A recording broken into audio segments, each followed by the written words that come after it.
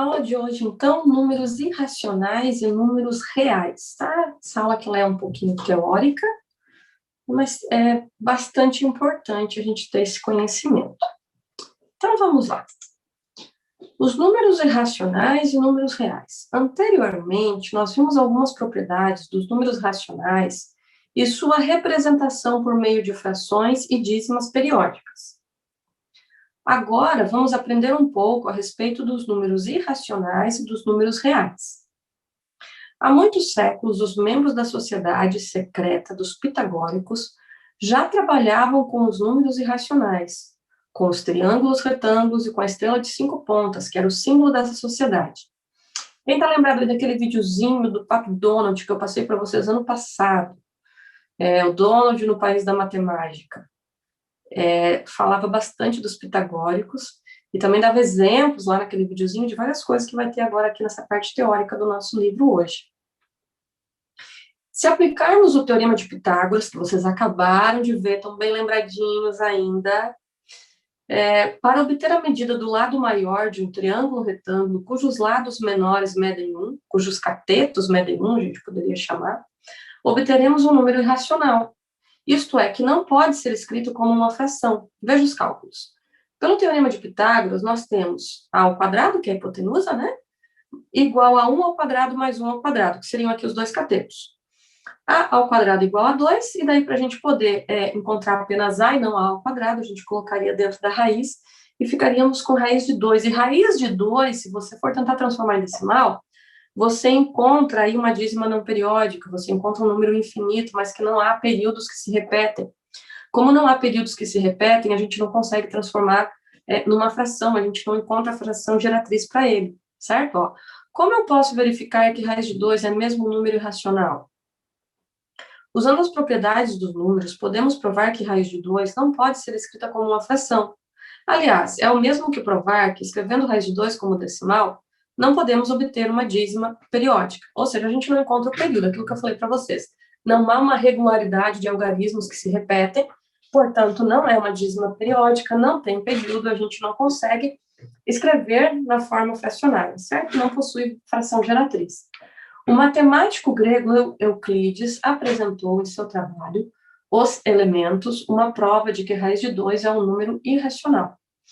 Para isso, ele usou um argumento chamado de redução ao absurdo. A ideia da prova é verificar que raiz de 2 não pode ser igual a nenhuma fração. Dessa forma, esse número não será racional. Isso significa exatamente o que nós já estamos dizendo. O decimal que representa o número raiz de 2 não é uma dízima periódica. Portanto, não pode ser transformado em fração. Se traçarmos as diagonais num pentágono regular, como indica a figura a seguir, obteremos a estrela de 5 pontas, que era o emblema da sociedade dos pitagóricos. Nessa estrela de 5 pontas, descobrimos o número φ, certo? Uma letra grega, tá, gente? É bastante utilizado na matemática, as letras gregas. E o φ é igual a diagonal dividida pelo lado. Tá? Nós temos aqui, então, 1 mais raiz de 5 dividido por 2, e nós temos aí esse número, certo? Ó, pode ver que ele também não apresenta período. Essa proporção se mantém em qualquer pentágono regular. Além disso, segundo uma lenda, o grego Hipaso, da Sociedade dos Pitagóricos, estudou as propriedades desse número. Suas descobertas levaram à conclusão de que φ é também um número irracional. A lenda diz ainda que a revelação de suas descobertas o levou à morte, pois era proibido divulgar os segredos da sociedade pitagórica. É uma lenda, né, gente? Então nós não sabemos aí até onde isso foi real, que o cara teve que ser morto porque divulgou um segredo dos pitagóricos, né? Não sabemos se realmente chegou a tanto isso, né? O número φ é conhecido como um número áureo. Só vamos abrir um parênteses. Quem lembra da historinha do Donald? Vou repetir ela novamente, porque isso aqui está tudo muito ligado com aquele videozinho que a prof passou para vocês. Lembra que era até, assim, bastante misterioso, né? Quando mostrava lá no desenho a Sociedade dos Pitagóricos, tudo assim, era algo bem, bem misterioso, assim, com aquelas pessoas com aquelas roupas, tipo aquelas capas, né? Lá fazendo o estudo da matemática como uma ciência, de fato é uma ciência, mas na época, por muitos, era considerado uma ciência perigosa. Sabe quando a gente fala da caça às bruxas, muitas mulheres que foram mortas porque eram tidas como bruxas, porque elas falavam e faziam coisas que as pessoas não entendiam. Muitas mulheres que se envolveram com a matemática foram mortas nessa época das caças às bruxas, porque elas falavam coisas que as pessoas não entendiam, queriam provar enunciados matemáticos, e as pessoas achavam que elas estavam lidando com feitiçarias e elas eram julgadas como bruxas e mortas, incendiadas. Na verdade, elas estavam fazendo ciência. Então, assim, nessa época, muita coisa da ciência matemática era considerada obscura. Então, talvez por isso os pitagóricos não queriam que os seus membros saíssem contando, né, as descobertas, porque podiam ser julgados, né, como se estivessem fazendo algo proibido, algo errado, e talvez isso acarretasse perseguições para a escola dos pitagóricos. Mas não sabemos exatamente o motivo dessa lenda, ok? O número φ é conhecido como número áureo. Os gregos basearam nele seu padrão de beleza na construção de edifícios e obras de arte. O Partenon é um exemplo disso. E lá no desenho do Donald, inclusive, eles vão mostrando todos os padrões, né, matemáticos encontrados na construção. É bem interessante, bem legalzinho.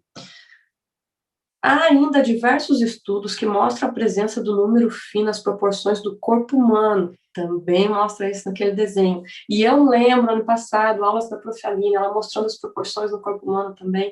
É matemática também, queridos. Muito legal. Em padrões da natureza, como as pétalas de algumas flores, as sementes de algumas árvores.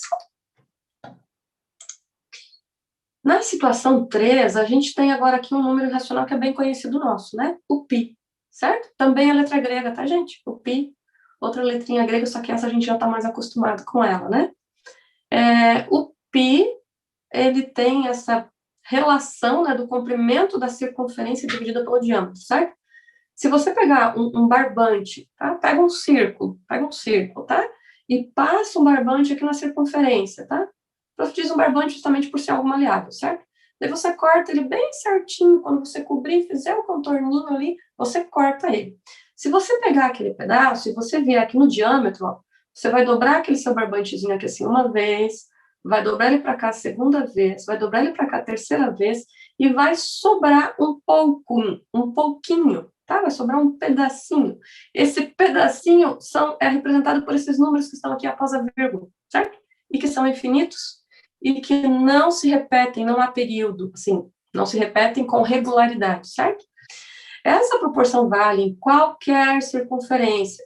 Durante muito tempo, acreditou-se que π fosse um número irracional. Entretanto, somente em 1769, o matemático francês Lambert conseguiu obter uma prova matemática para esse fato. Ao fazer essa comprovação, Lambert usa também um argumento de redução ao absurdo, certo? Assim como a gente viu lá para a raiz de 2. Ele verifica que π não pode ser igual a nenhuma fração. Isso significa que o decimal que o representa não é uma dízima periódica, portanto, não pode ser transformado em fração. Pelo que estudamos até aqui, descobrimos que os números decimais podem se dividir em dois grupos distintos, certo? Nós temos os números racionais, que nós já estávamos estudando, que existe uma razão, lembra? Racional em matemática vem da palavra razão, razão vem da palavra divisão, essa divisão sendo representada aí pela fração, ok? Então, nós temos os decimais, eles se dividem nos números racionais, os que podem ser escritos da forma fracionária, e os irracionais, que não podem, ok? A união desses dois grupos, contendo tanto os números racionais como os irracionais, é o conjunto dos números reais, ok? Se pensarmos em termos de decimais, os conjuntos dos reais contêm todos os tipos de números decimais. Os decimais finitos, as dízimas periódicas, né, são infinitas, mas têm um período que se repete, então você consegue transformar em fração, e os decimais que não são periódicos, que são os irracionais. Costumamos representar os números como pontos sobre uma reta. Dessa forma, cada conjunto numérico será representado por uma coleção de pontos sobre essa reta.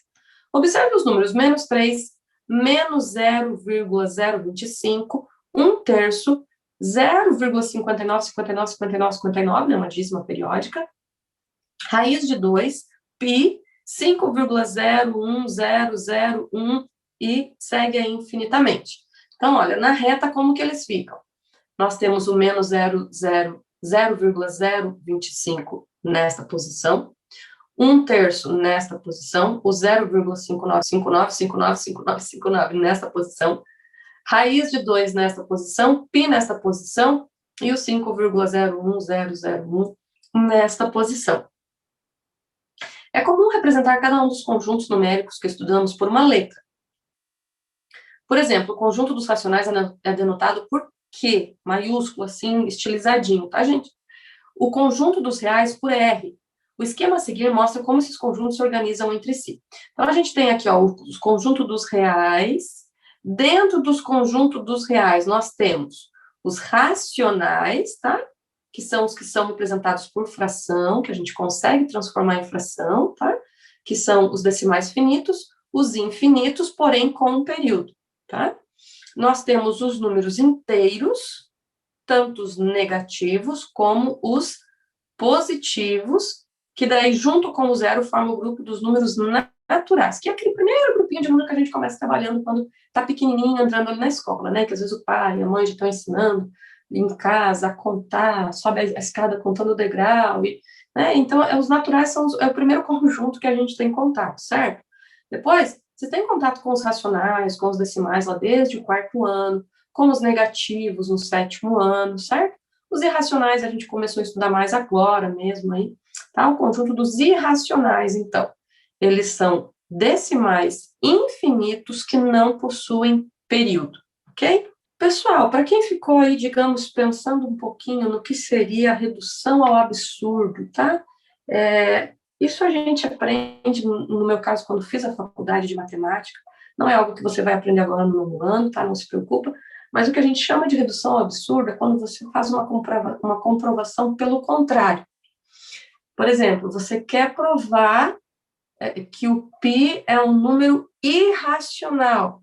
Então, na verdade, o que você faz? Primeiro você tenta provar que ele é racional. Como? Você tenta transformar ele numa fração. Você busca uma fração para ele. Busca uma forma de conseguir transformar ele numa fração. E se você não conseguir, então, por redução ao absurdo, se diz que ele é irracional, ok? De uma maneira bem simplista, claro, o prof está simplificando muito, muito aqui para você, mas só porque, de repente, ia gerar essa dúvida, né? 2 vezes ali a gente fala em redução ao absurdo, de uma maneira bem simplista é isso, tá? Você tenta provar pelo contrário, como não consegue, então, por redução ao absurdo, você diz que não é possível. Tá bom? Queridos, na sequência, você tem os exercícios para fazer, do 1 ao 9, ok?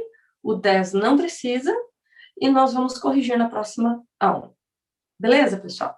Até mais!